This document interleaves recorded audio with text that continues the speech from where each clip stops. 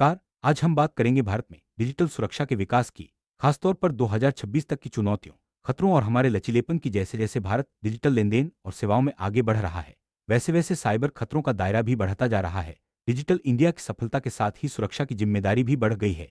इस वीडियो में हम जानेंगे कि भारत में डिजिटल लेनदेन का दायरा तेजी से बढ़ रहा है।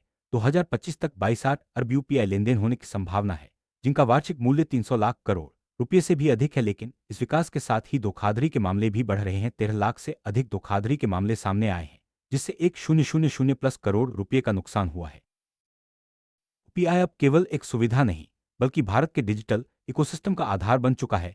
यह न सिर्फ पैसे भेजने का माध्यम है, बल्कि पूरे देश की आर्थिक गतिविधियों का केंद्र है। लेकिन जैसे जैसे इसका दायरा बढ़ा है, वैसे वैसे साइबर अपराधियों की नज़र भी इस पर गड़ गई है। यूपीआई की सुरक्षा को मजबूत करना अब हर बैंक, संस्थान और यूजर की जिम्मेदारी है।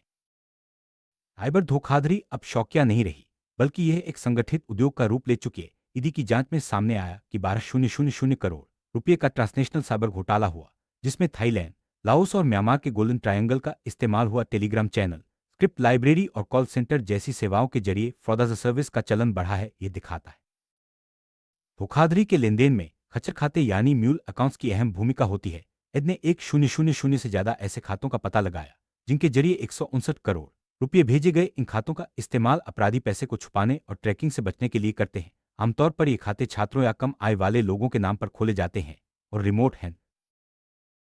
धोखाधड़ी लेनदेन कई स्तरों से गुजरता है। सबसे पहले अपराधी टेलीग्राम या अन्य माध्यमों से खातों की खरीद फरोख्त करते हैं। फिर इन खातों में पैसे भेजे जाते हैं और तुरंत ही सैकड़ों छोटे खातों या शेल कंपनियों में बांध दिए जाते हैं। इससे ट्रैकिंग मुश्किल हो जाती है और पैसे का स्रोत छुप जाता है। ये पूरा प्रोसेस रिमोट हैंडलर द्वारा नियंत्रित किया जाता है। 2026 में साइबर अपराधी माइक्रोस्प्लिटिंग और हाइपर कंटेक्चुअल घोटालों का इस्तेमाल कर रहे हैं। माइक्रोस्प्लिटिंग में बड़े लेनदेन को छोटे छोटे हिस्सों में बांध दिया जाता है ताकि नियमाधारित अलर्ट से बचा जा सके। वहीं हाइपर कंटेक्चुअल घोटालों में आपके हालिया लेनदेन या ऑर्डर का हवाला देकर विश्वास जीतने की कोशिश की जाती है, जिससे लोग आसानी से फंस जाते हैं। अब धोखाधड़ी केवल मात्रा पर नहीं, बल्कि पैटर्न पर आधारित है। अपराधी लगातार नए तरीके खोज रहे हैं, जिससे पारंपरिक सुरक्षा उपायों को चकमा दिया जा सके। इसलिए सुरक्षा एजेंसियां भी पैटर्न पहचानने वाले टूल्स और एआई का इस्तेमाल कर रही हैं ताकि समय रहते खतरे को पहचाना जा सके। आर कोड का इस्तेमाल अब फर्जी कस्टमर सपोर्ट, फर्जी नौकरी या इनाम के नाम पर धोखाधड़ी के लिए भी हो रहा है। पार्किंग मीटर, दुकानों या व्हाट्सएप पर भेजे गए क्यूआर कोड से पैसे ट्रांसफर करने के लिए स्कैन करने को कहा जाता है, जबकि असल में इससे आपके खाते से पैसे कट सकते हैं। हमेशा याद रखें, क्यूआर कोड स्कैन करने से भुगतान ही होता है, क्रेडिट नहीं। धोखाधड़ी के नए फ्रंटियर में एआई और डीपफेक तकनीक शामिल हो गई है। पिगबुचरिंग, एआई वॉइस क्लोनिंग और डीपफेक वीडियो के जरिए अपराधी कंपनी, अधिकारियों या परिवार के सदस्यों की आवाज या चेहरा नकल कर सकते हैं। फर्जी स्टॉक निवेश ऐप, आईपीओ घोटाले और वीडियो कॉल पर यथार्थवादी हेरफेर से लोगों को फंसाया जा रहा है। अगर आपको किसी ऑडियो या वीडियो में कुछ अस्वाभाविक लगे, तो हमेशा क्रॉस वेरीफाई करें। एआई जनित आवाज या चेहरा पहचानना मुश्किल हो सकता है, लेकिन संदिग्ध कॉल या वीडियो पर तुरंत प्रतिक्रिया न दें। सतर्कता ही सबसे बड़ा बचाव है। रतन भारत की नोडल एजेंसी है जो साइबर हमलों की रोकथाम और रियल टाइम खतरे की निगरानी करती है। यह एजेंसी न सिर्फ अलर्ट जारी करती है, बल्कि इमरजेंसी में त्वरित कार्रवाई भी करती है। 2026 तक रतन ने 29-44 लाख साइबर घटनाओं को संभाला और एक 530 सुरक्षा अलर्ट जारी की। रतन सुरक्षा ऑडिट के लिए पैनल में शामिल संगठनों को सलाह और गाइडेंस भी देती है।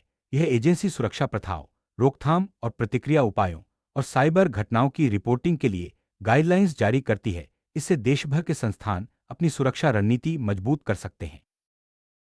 एआई चालित खतरे की निगरानी को विश्व आर्थिक मंच, डब्ल्यूई और फ्रांस की आंसी जैसी संस्थाओं ने वैश्विक स्तर पर सराहा है। भारत ने 9,800 अरब डीएनएस प्रश्नों का विश्लेषण किया, 3,044 फिशिंग साइटों का शमन किया और 695,000 खतरे की जानकारी का आदान प्रदान किया।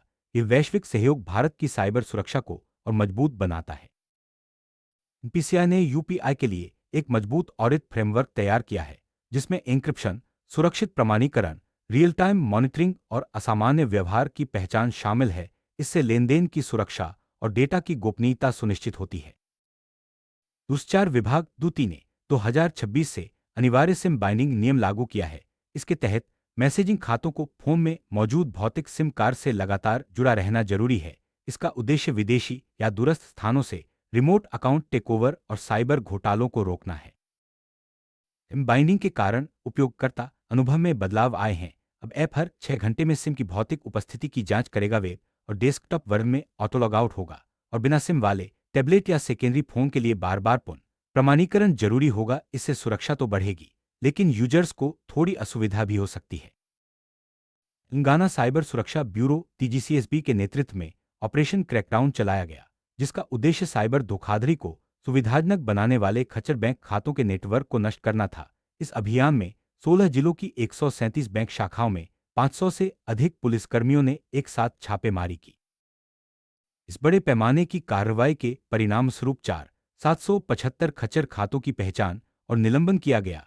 ये कदम साइबर अपराध के नेटवर्क को तोड़ने में बेहद अहम साबित हुआ। इससे अपराधियों के लिए पैसे का ट्रांसफर और छुपाना मुश्किल हो गया है। निजी की पहल के तहत देशभर के शैक्षणिक संस्थानों में डिजिटल इंडिया टॉक शी और दीपीदीपी कार्यशालाएं आयोजित की जा रही हैं।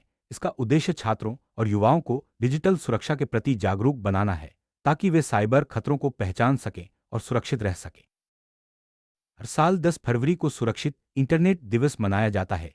2026 में अभियान राष्ट्रव्यापी स्तर पर चलाया गया, जिसमें लोगों को सुरक्षित इंटरनेट उपयोग के लिए प्रेरित किया गया। इस दिन खासतौर पर बच्चों, युवाओं और अभिभावकों को साइबर सुरक्षा के महत्व के बारे में बताया जाता है। आगामी इंडिया AI इम्पैक्ट समिट का फोकस स्मार्ट तकनीक, सुरक्षित विकल्प और AI के जिम्मेदार उपयोग पर है।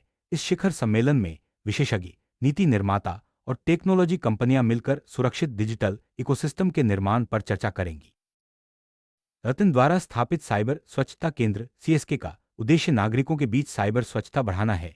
ये केंद्र बॉटनेट और मेलवेयर विश्लेषण के लिए काम करता है और मुफ्त टूल्स उपलब्ध कराता है, जिससे संक्रमित उपकरणों को साफ किया जा सकता है। अब तक 89-55 लाख टूल डाउनलोड किए जा चुके हैं।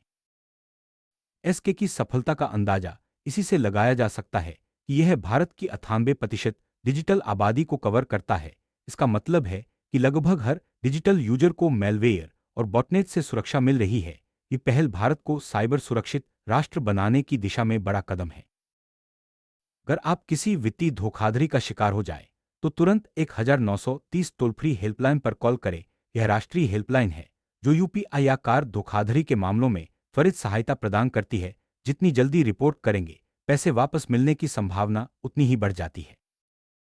रिपोर्टिंग के लिए सबसे पहले 1930 डायल करें, फिर कॉल सेंटर को ट्रांजैक्शन ID, राशि और बैंक का नाम बताएं। इसके बाद मामला संबंधित बैंक और साइबर पुलिस स्टेशन को भेजा जाता है। आप अपनी शिकायत साइबरक्राइम गोविंद पर जाकर ट्रैक भी कर सकते हैं।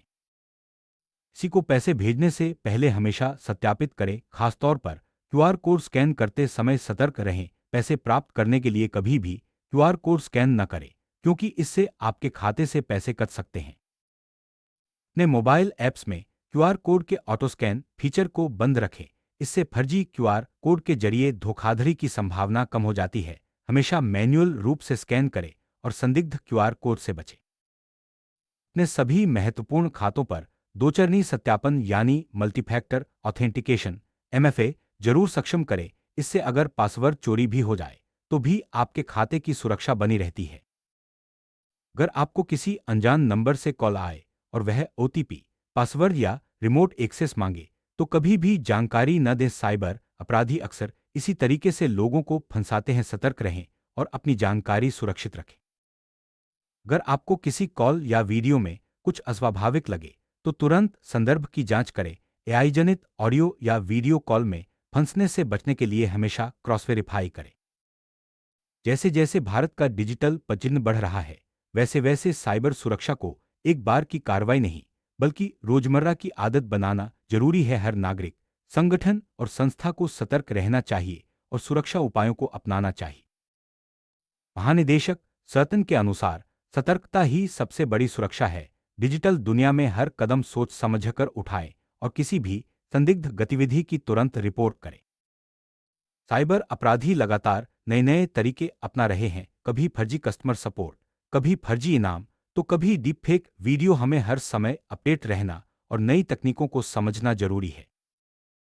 डिजिटल शिक्षा से ही हम साइबर खतरों को पहचान सकते हैं। स्कूल, कॉलेज और संस्थानों में डिजिटल सुरक्षा की ट्रेनिंग जरूरी है, ताकि युवा पीढ़ी सुरक्षित इंटरनेट का इस्तेमाल कर सके।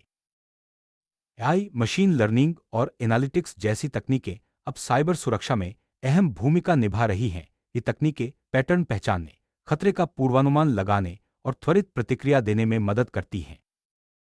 सरकार, निजी कंपनियां और आम नागरिक मिलकर ही साइबर सुरक्षा को मजबूत बना सकते हैं। सभी को मिलकर जागरूकता फैलानी और सुरक्षा उपायों को अपनाना चाहिए।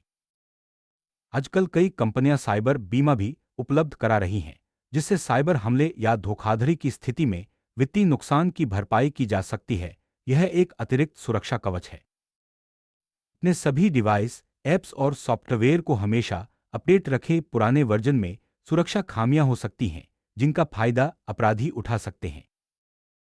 मजबूत पासवर्ड बनाएं और हर खाते के लिए अलग पासवर्ड रखें। पासवर्ड मैनेजर का इस्तेमाल करें और समय समय पर पासवर्ड बदलते रहें। फिशिंग ईमेल या मैसेज में दिए गए लिंक पर क्लिक करने से बचें। हमेशा वेबसाइट का यूआरएल जांचें और अनजान स्रोत से आई फाइल या लिंक न खोलें। सार्वजनिक वाईफाई का इस्तेमाल करते समय संवेदनशील जानकारी न डालें। बैंकिंग या महत्वपूर्ण लेनदेन के लिए हमेशा सुरक्षित नेटवर्क का ही इस्तेमाल करें। बच्चों को ऑनलाइन सुरक्षा के बारे में समझाएं। पेरेंटल कंट्रोल्स का इस्तेमाल करें और बच्चों की ऑनलाइन गतिविधियों पर नजर रखें। अगर आपको किसी भी तरह की साइबर धोखाधड़ी का सामना करना पड़े तो तुरंत रिपोर्ट करें। जितनी जल्दी आप रिपोर्ट करेंगे, उतनी जल्दी कार्रवाई संभव है और नुकसान कम हो सकता है।